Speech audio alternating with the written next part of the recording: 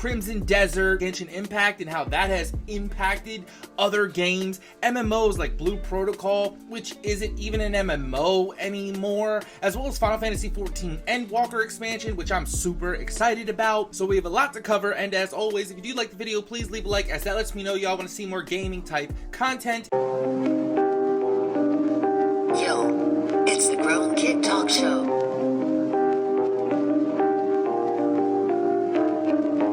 Yo, it's the Grown Kid Talk Show. Yo, Grown Kid Talk Show.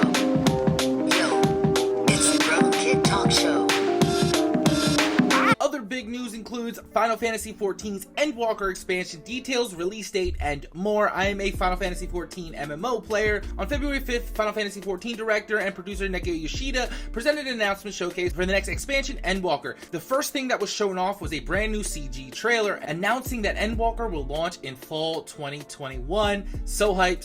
Gotta get things done before that expansion because it's going to be crazy. Don't forget, Yoshida is also working on Final Fantasy XVI, which is shaping up to also be amazing, and we should be getting news about that very soon. One of the bigger points I wanted to talk about was the anima reveal. Final Fantasy X's anima, Seymour's mom, that anima. Super excited for this element to be thrown into Final Fantasy XIV and see how they can make it fit into the world. I don't think it'll be too difficult, and the good news here is that the original creator of the anima design is also working on the Final Fantasy XIV updated design. That is a very nice touch. I can't wait till fall 2021. Let me know, do you play Final Fantasy XIV? Are you an MMO player? I ask you because that's going to bleed into the next two topics we talk about.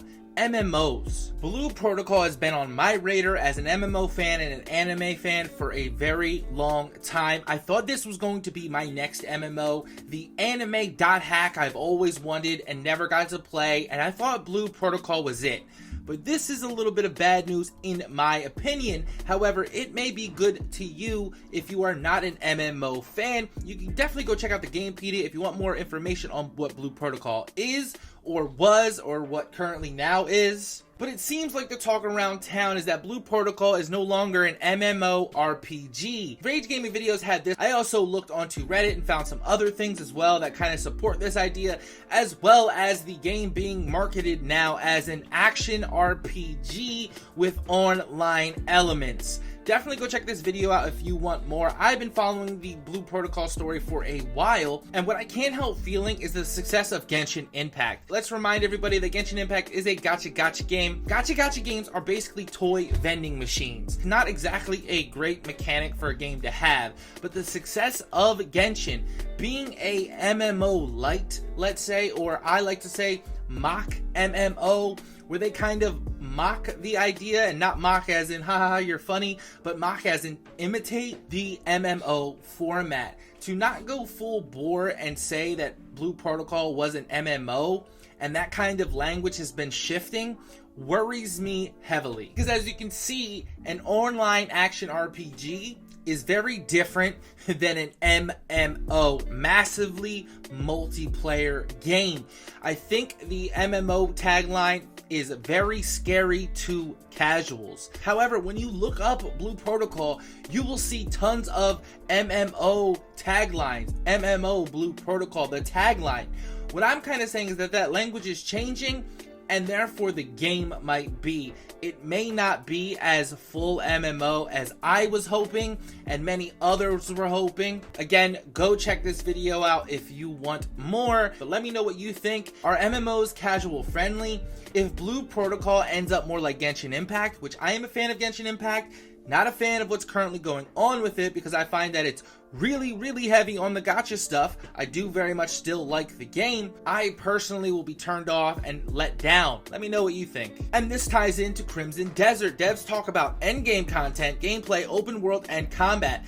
This is from Alt Chair, which I find super surprising. They're already talking about endgame content in Crimson Desert, which is made by the same people who made Black Desert, but Crimson Desert isn't an MMO. I guess the speculation was that people thought Crimson Desert was an MMO, and it's not. And some members on the team have come out to say that it is, again, more like a mock MMO. It has online elements. It's not an MMO. When asked about the shift from an MMO to an open world action game, Daily Kim, executive producer and founder, replied that they wanted to offer players several modes of gameplay. That's why the game will include action adventure mode and co-op mode. We designed the game so that players who've been engaged in multiplayer can switch to single player and take a break from the more competitive aspects of the game. The game has also been designed to allow players looking for an interactive gameplay experience to switch from single player to multiplayer, Kim explained. I did think this was going to be a single player action RPG with a great story, but it does seem now that the game will have online elements. And